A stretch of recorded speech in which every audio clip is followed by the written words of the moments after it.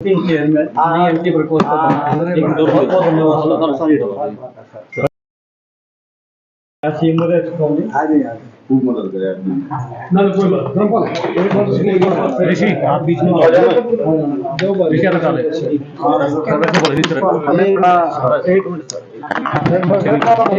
आज तो ईश्वर स्वर्गीय कुलदीप सिंह रेड्डी के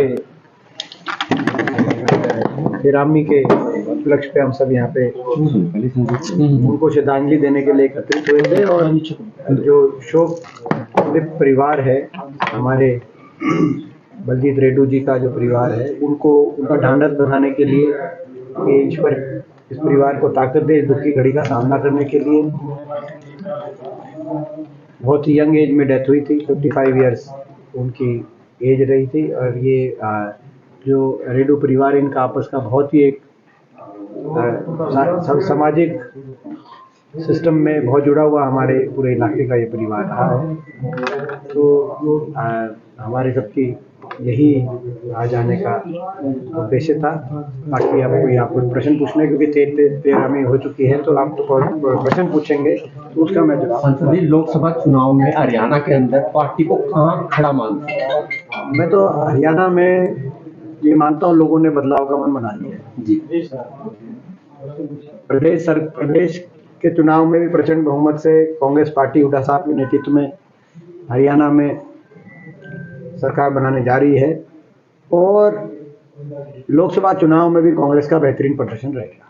सर आपके बारे में ही एक सवाल, आपके बारे में ही बहुत सारी बातें आ रही हैं कि वो राज्यसभा सदस्य लोकसभा चुनाव नहीं लड़ रहे, चुनाव लड़ रहे हैं नहीं लड़ रहे, किसको प्राथमिकता देंगे, राज्यसभा या लोकसभा? देखिए ऐसा है, मैं लोगों को प्राथमिकता दूंगा।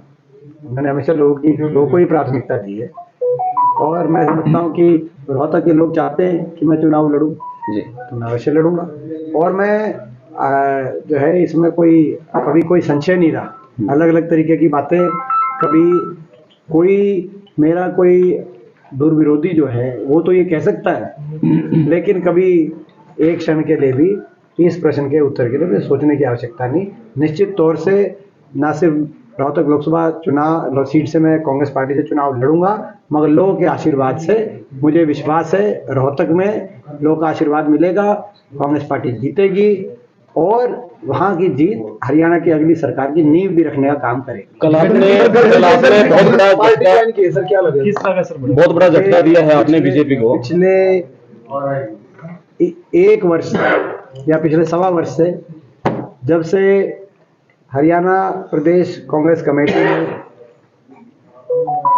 चौधरी उपेंद्र सिंह हुड्डा जी के विश्वास से हाईकमान ने चौधरी उदय भान जी को प्रदेश अध्यक्ष के रूप में जिम्मेदारी सौंपी, तब से लगातार कांग्रेस का जनाधार बढ़ रहा है, कांग्रेस का परिवार बढ़ रहा है। लगातार पिछले सवा वर्ष में 35 से अधिक पूर्व विधायक, पूर्व मंत्री, पूर्व सांसद और अब मौजूदा सांसद कांग्रेस पार्टी में शामिल हो चुके हैं। तो ये संकेत इस बात का है कि हरियाणा की जनता ने परिवर्तन का मन बना लिया है और हरियाणा के अंदर आने वाला समय कांग्रेस पार्टी, आने वाले दिनों में कुछ और भी आ सकते, कुछ ऐसा जब मैंने कहा कि पिछले सवा साल में 35 पूर्व विधायक, पूर्व मंत्री, पूर्व सांसद और अब मौजूदा सांसद कांग्रेस पार्टी में शामिल हो चुके हैं, तो निश्चित तौर से जैसे जैसे चुनाव आगे आएगा, ये तो मैं समझता हूँ श्रृंखला और तेजी से आगे बढ़ेगी।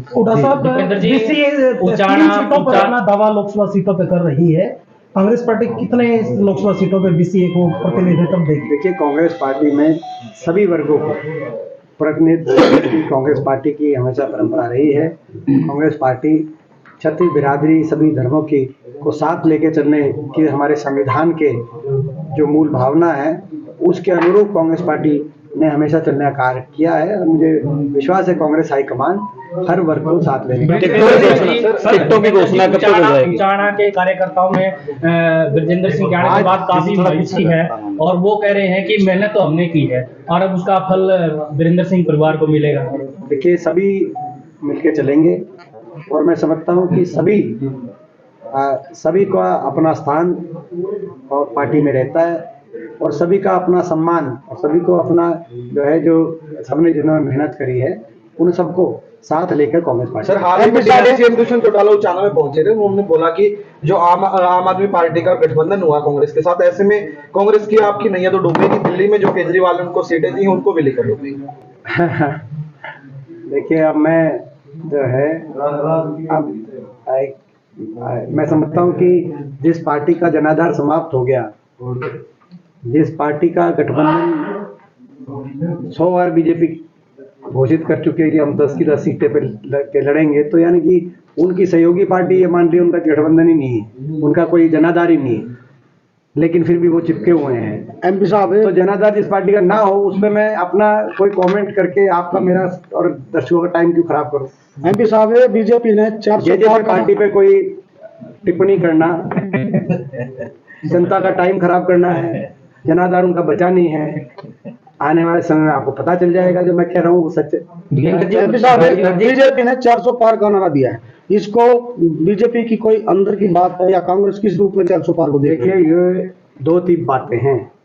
पहले तो बीजेपी के जो नारे रहते हैं वो कभी जनता के हक में नहीं होते।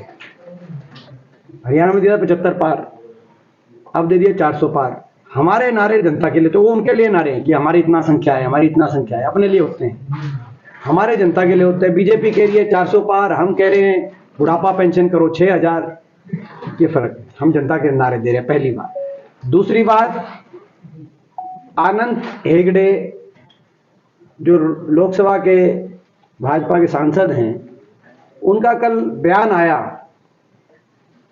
कि हमने 400 पार का नारा इसलिए किया है, 400 पार होने के बाद हम संविधान को बदलने का काम करेंगे, और संविधान को बदलने के लिए 2/3 से ज्यादा बहुमत चाहिए, इसीलिए हमें 400 पार सीटें का हमने लक्ष्य रखा है। आनंद कुमार हेगड़े जी, मिस्टर आनंद कुमार हेगड़े जी, आपको मैं कहना चाहता हूँ, हरियाणा की धरती से आपके पास संदेश पहुंचे मीडिया के माध्यम से, ये संविधान वो संविधान है जो हमारी देश को जब आज़ादी मिली, देश के बहुत तमाम महापुरुषों ने अपनी कुर्बानियाँ दी, तब देश आज़ाद हुआ। उसके बाद सबने बाबा साहब के नेतृत्व में मिलकर, देश के हमारे महापुरुषों ने, संविधान सभा ने दिन रात एक करके 3 साल पुरुषार्थ करके संविधान, जिस संविधान की नींव पर ये देश आगे बढ़ पाया, ये वो संविधान है जिस संविधान में बाबा साहब के नेतृत्व में संविधान सभा के सदस्य चौधरी रणबीर सिंह हुड्डा जी के भी दस्तखत अंकित है। इस संविधान को मैं अनंत कुमार हेगड़े जी को बताना चाहता हूँ, आप कितना ही प्रयत्न कर लो, इस संविधान को 1 इंच भी हम हिलने नहीं देंगे। इस संविधान को भाजपा के जो ये कुप्रयास है, इन कुप्रयासों को सफल नहीं होने देंगे। इससे ये डर है, लोगों में डर है कहीं आरक्षण का भी खत्म न कर दें, गरीब तबके में ये भी डर है। जो देखिए, ये भाजपा जिस नीति पर चल रही है वो तो आपके सामने, देश में 18 लाख जो केंद्रीय सरकार की सरकारी नौकरियां थी वो समाप्त कर दी गई, पोर्ट, एयरपोर्ट, रेलवे, अदानी जैसे समूह के हवाले कर दिया गया। प्रदेश के अंदर 2 लाख पद समाप्त कर दिए गए, हरियाणा जैसे छोटे प्रदेश में, और जो पद बचे उनको कच्चों में परिवर्तित करके बिना मेरिट, बिना पेंशन, बिना रिजर्वेशन, कौशल निगम की बात आ जाती है कहीं, यहां तक कि फौज में पेंशन खत्म कर दी। 1 रैंक 1 पेंशन की का नारा था, लेकिन no rank no rank pension, Agnipath योजना की 4 साल के बिना पेंशन के जाओ। जहां कांग्रेस की सरकार आकर कर्मचारियों को ओल्ड पेंशन स्कीम का लाभ देने की बात करती है, तो ये लोग उसको राजस्थान में बदल के दोबारा से वो ओल्ड पेंशन स्कीम खत्म कर दी इन्होंने। तो इनकी नीति और इनकी नीति की दिशाएं बिल्कुल स्पष्ट है। इसमें मैं समझता हूँ इसी बात को लेकर हमारा एक बड़ा वैचारिक मतभेद भारतीय जनता पार्टी के साथ है, और ये लड़ाई लड़ेंगे। ये जो मैंने कहा कि बाबा साहब द्वारा, संविधान सभा द्वारा रचित वो संविधान, जिस संविधान की नींव पर ये 70 साल देश आगे गया, जिस संविधान में हमारे पूर्वजों के भी, जिसमें बनाने में उनका योगदान रहा, मेरे स्वर्गीय दादाजी रणबीर सिंह हुड्डा जी का भी योगदान रहा। आज जब कर्नाटक से कोई अगर ये चुनौती दे रहा है अनंत कुमार हेगड़े कि हम 400 सीट लेके और संविधान को तोड़ने का काम करेंगे, तो उस चुनौती को हम स्वीकार करते हुए उनको दोबारा चुनौती हम भी देते हैं, आप संविधान को 1 इंच भी आपको बदलने में नहीं। महंगाई है, वर्तमान दौर में महंगाई है, महामंदी और बेरोजगारी भी है, इसके बावजूद भी भाजपा सत्ता में आने का दावा कर रहे हैं, ऐसा क्या कारण है? पब्लिक समझेगी नहीं समझेगी? पब्लिक समझ चुकी है। आपको मैं एक खुशखबरी बता रहा हूँ प्रेस के साथियों कि आपको एक खुशखबरी बता रहा हूँ, आप देखना, क्योंकि मैं तो देखो आप जानते हो मैं तो जमीन से जुड़ा आदमी हूँ जी। मैं तो कोई एक दिन भी अपना घर नहीं रहता किसी गांव किसी शहर में। गरीब जनता समझ चुकी है, व्यापारी समझ चुका है, काम धंधे बंद हो गए, महंगाई ने, बेरोजगारी ने, आज हरियाणा में देश में सबसे ज्यादा बेरोजगारी, क्योंकि इन्होंने प्रदेश के युवा के रोजगार को राजनीतिक औजार बनाने का काम कर किया, जिसमें 5 साल तक पद निकालते नहीं, आखिरी साल में चुनाव से पहले ग्रुप डी ग्रुप सी निकाल देते हैं। 2019 में ऐसे ही किया, आपको याद होगा, जिन चुनाव के पहले निकाल दिया। उसके बाद 5 साल से कोई लिस्ट नहीं आई बड़ी, जो बड़ी पोस्टों की लिस्ट आई मात्र कुछ उसमें सिलेक्शंस हुए, लेकिन उस सिलेक्शंस में हरियाणा से ज्यादा हरियाणा के बाहर के नौजवान लगा दिए। वो कहां से, वो भारतीय जनता पार्टी ने किसके आदेश पे वो किया, इसी सरकार ने बताया सरकार क्या हरियाणा के नौजवान काबिल नहीं थे। और 5 साल के बाद सडनली जब इलेक्शन होता है, इतने 5 साल लोग ओवरएज हो जाते हैं, कोई डिप्रेशन में आ जाता है, कोई पलायन करके विदेश चला जाता है, क्योंकि 5-5, 10-10 साल युवा इंतजार नहीं करेगा, कोई नशे की चपेट में, कोई अपराध में चला जाता है। आज स्थिति क्या होगी प्रदेश में। उसके बाद एक लिस्ट निकालते हैं और ग्रुप डी में जो है मोस्ट क्वालिफाइड जो बच्चे हैं उनको ग्रुप डी में लगा देते हैं, जिसमें से आधे ज्वाइन नहीं करते, ज्वाइन करते हैं वो छोड़ देते हैं और फिर वो पोस्ट खाली हो जाती है और फिर 5 साल के बाद फिर उनको एडवर्टाइज करके लगाने का काम करते हैं। ये क्या है? ना निवेश हुआ, ना सरकारी नौकरी सरकार ने दी, केवल अपने प्रचार के लिए, क्योंकि इन्होंने एक प्रचार का वो कर दिया, एक अपने प्रचार के लिए हरियाणा के नौजवान के भविष्य को इन्होंने चौपट करने का काम किया। उसको बेरोजगारी की चौराहे पे हरियाणा के नौजवान ने भविष्य कर दिया। आज अपराध की तरफ हरियाणा का नौजवान फिर चला गया। देखो आप, आज गैंग आ गए। जब हुड्डा सरकार थी, यही वो गैंग थे, माफिया था, चौटाला राज में माफिया चलता था, जेलों से फिरौतियां मांगी जाती थी 2004 से पहले, उनका सफाया हुड्डा साहब ने आते ही किया। और हरियाणा में अमन चैन शांति खुशहाली का 10 साल का राज रहा। अब दोबारा से बेरोजगारी गरत में हरियाणा का नौजवान, जहां दूध दही का खाना था, नशे में नंबर 1 हरियाणा बन गया, और जहां अमन चैन शांति थी वहां हत्या दर में देश में नंबर 2, अपहरण फिरौती दर में देश में नंबर 1, और हर रोज धनाधन गोलियां बरसाई जा रही हैं किसी व्यापारी पे।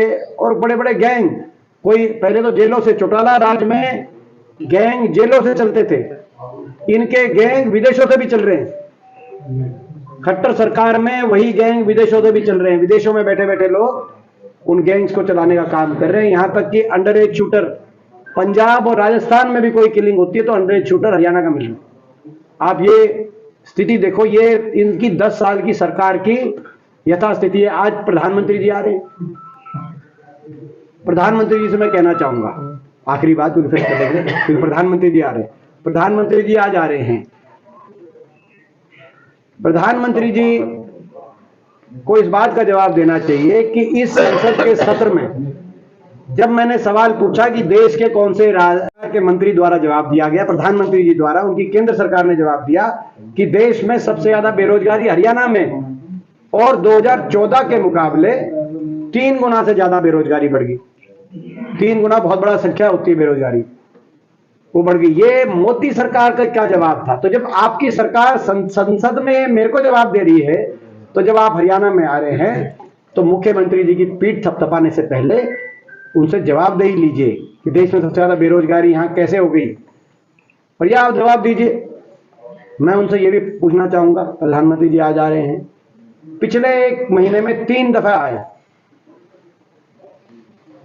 और इत्तेफाक से 2 बार जो उन्होंने 3 परियोजनाओं का उद्घाटन किया, 2 बार मेरे लोकसभा क्षेत्र में और 1 बार साथ लगते क्षेत्र में आए। वहां काफी आ रहे हैं जो रोहतक लोकसभा क्षेत्र की तरफ उनका ध्यान है, ज्यादा ध्यान फोकस है। 1 महीने में 3 बार आए हैं, पता नहीं 3 बार जो है किसी और क्षेत्र में गए कि नहीं गए, हम उनका स्वागत करते हैं, अच्छी बात है। लेकिन 10 साल की सरकार के बाद क्या कोई एक ऐसी परियोजना नहीं मिली जो जिसकी मंजूरी भी खट्टर सरकार ने दिलवाई हो, जिसका शिलान्यास भी खट्टर सरकार ने करा हो और 10 साल में उसको पूरा करके उसका उद्घाटन कराया प्रधानमंत्री से? तीनों ऐसी परियोजनाओं का उद्घाटन किया या फीता काटा, जिसका शिलान्यास भी हमने कराया, जिसको मंजूर भी हमने कहा, हमारे समय काम जिसपे काफी काम पूरा हो गया था। रोहतक हिसार जो में आने वाले हांसी की रेल की लाइन, हांसी जो हिसार और रोहतक को कनेक्ट करती है, उसका ना सिर्फ शिलान्यास मल्लिकार्जुन खड़गे जी ने, मगर जमीन एक्वायर होकर काम शुरू। देवरखाना के अंदर जो आयुर्वेदिक और योगा अस्पताल, उसका 70% काम हो चुका था, अब 30% 10 साल में कराया। द्वारका एक्सप्रेसवे का 70% से ज्यादा काम 2014 से पहले हो गया था, अब 30% काम इन्होंने 10 साल में। तो प्रधानमंत्री जी को इस सरकार और खट्टर साहब को भी आत्ममंथन करना चाहिए। क्या 10 साल में अभी तक वो हमारे द्वारा जो शुरू कराए थे परियोजना, उन्हीं परियोजनाओं का ही फीता पूरा नहीं कटवा पाए? अपनी एक परियोजना का तो कटा सकते थे, अब तो चुनाव आ गया 10 साल के बाद। एक कोई परियोजना कोई ऐसी होती, हाँ इन्होंने अपने आलीशान दफ्तरों के जरूर फीते काटते हैं, मैं उसके अलावा, क्योंकि पैसा बहुत आ गया बीजेपी के पास, ज्यादा ही पैसा आ गया। हम तो कहना चाहते हैं इतने 5 स्टार जैसे आलीशान आप दफ्तर हर जिले में खुलवा रहे हरियाणा में, ऐसे ही साथ में एक अस्पताल भी खुलवा दो, उसका फीता काटो, सरकारी अस्पताल, ऐसा नहीं कि प्राइवेट अस्पताल के इनके कई नेता फीते फूते काटते हैं, वो एक अलग बात है। चुनाव आयुक्त का इस्तीफे को आप किस तरीके से देखते हैं? चुनाव आयुक्त का इस्तीफा, उस पर आपकी क्या टिप्पणी रहेगी? हमारी तो टिप्पणी आपको पता है, तो ये तो मैं समझता हूँ कि ये केवल जो अभी बात चल रही थी, किसी ने प्रश्न किया था कि भाई ये संविधान को, ये सरकार संविधान को कुचलने का काम कर रही है, तो केवल संविधान ही नहीं, लोकतंत्र को भी कुचलने का काम कर रही है। लोकतंत्र का गला घोटने का नजारा मैंने पिछले अपने लोकसभा चुनाव में देख लिया था। चंडीगढ़ मेयर की गिनती में शायद आपने भी देख लिया होगा। तो ये तो आज चल रहा है, और इस बार फिर भी हम लड़ रहे हैं, और मुझे विश्वास है कि जनता इस बार हमारे साथ न्याय करेगी। पार्लियामेंट्री बोर्ड की बैठक कब हो रही है और लोकसभा प्रत्याशी की घोषणा कब तक हो जाएगी? सही समय पे एमपी साहब, सही समय पे ईवीएम पे आचार संहिता से पहले, तो वो टाइम बता दिया आपको, सही समय। ऐसा तो नहीं कि पहले आप की पॉलिसी पे चला जा रहा होगा है। संजय जी मैं बताया, सही आपको बता दिया, टाइम भी बता दिया, नोट करके लिखो और उसी टाइम पे आएगी हमारी लिस्ट, और टाइम का नाम है सही समय। दीपेंद्र जी, एमपी साहब आपने बताया कि बेरोजगारी को किस तरीके से हरियाणा नंबर 1 हो गया है, तो आपकी सरकार, कांग्रेस सरकार आएगी, किस तरीके से बेरोजगारी को दूर करने का काम करेगी? वो ये इंटरव्यू टाइप का प्रश्न है, क्योंकि जो है मैं समझता हूँ इस पे हम लगातार अपनी बात रख रहे हैं, बहुत से हमने अपने संकल्पों में भी किया है। सबसे पहले जो 2 लाख पद समाप्त किए गए सरकार ने, उन 2 लाख पदों को तुरंत भर्ती निकालकर with pension, with merit, with reservation और समयबद्ध वृद्धि, कैलेंडर निकाल के समयबद्ध भर्ती करने का हम काम करेंगे, पूरी पारदर्शिता के साथ, और समय कैलेंडर के समयबद्ध तरीके से वो भर्ती करने प्रक्रिया करने का काम करेंगे। दूसरा, जो निवेश में हमारे समय में देश में नंबर 1 था हरियाणा, क्योंकि सरकारी क्षेत्र की रोजगार और प्राइवेट क्षेत्र का, इन्होंने एक कोई हरियाणा में औद्योगिक क्षेत्र नया इंडस्ट्रियल मॉडल टाउनशिप IMT की कोई स्थापना नहीं करी, इन्होंने एक कोई थर्मल का नया बिजली का कारखाना हरियाणा में नहीं लगाया, एक कोई विकास की बड़ी परियोजना नहीं आई। बड़ी बड़ी परियोजनाएं, जो इंटरनेशनल एयरपोर्ट आना था वो नोएडा चला गया, बड़ी बड़ी रेल कोच फैक्ट्री आनी थी गोहाना और जुलाना के बीच में, वो बनारस चलेगी। तो बड़ी परियोजनाएं विकास की, औद्योगिक क्षेत्र न बने ना विकास की, वो बड़ी परियोजना हरियाणा में दोबारा से हरियाणा देश में निवेश में नंबर 1 बने, ऐसी व्यवस्था, जिसके लिए वो निवेश में नंबर 1 ऐसे नहीं बन गया था हमारे समय, कानून व्यवस्था दुरुस्त, इन्वेस्टमेंट फ्रेंडली एनवायरनमेंट, और वो सारा मैं समझता हूँ कि ताकि दोनों ही क्षेत्रों में, प्राइवेट और पब्लिक सेक्टर के अंदर रोजगार के अवसर मिले। मैं लंबा जो है कटारिया, सुरेश प्रैची और मिथा पेमा राजस्थान से, वो बीजेपी में शामिल है, तो भगदड़ मची है, तो क्या कहना चाहिए? वो तो आप राजस्थान की बात कर रहे हैं जी, क्या कहना? हरियाणा में जो कह रहे हैं कि भगदड़ मची हुई है, ये जो है, इनका सवाल आपने सुना क्या? एक बार पहले सवाल बताओ। ज्ञानचंद कटारिया, सुरेश प्रैची और मिथा परिवार, जो राजस्थान के, वे बीजेपी में शामिल हैं। इनका ये प्रश्न था कि बीजेपी की तरफ जो है ये कुछ लोग शामिल हुए हैं और भगदड़ मची हुई है देश में। हाँ, भगदड़ मची हुई सही बात है। हरियाणा में कांग्रेस में घुसने की भगदड़ मची हुई है। एक साल में 35 पूर्व विधायक, पूर्व मंत्री, पूर्व सांसद और मौजूदा सांसद कांग्रेस पार्टी में शामिल हो गए हैं। तो हरियाणा की भगदड़ आप बताओ किस तरह बची हुई है। अब राजस्थान वाली कोई, राजस्थान का कोई आए तो उससे पूछना। ठीक है, इलेक्ट्रोल तक का समझ दिया। अरे यार सही कई क्वेश्चन हो गए सारे आज।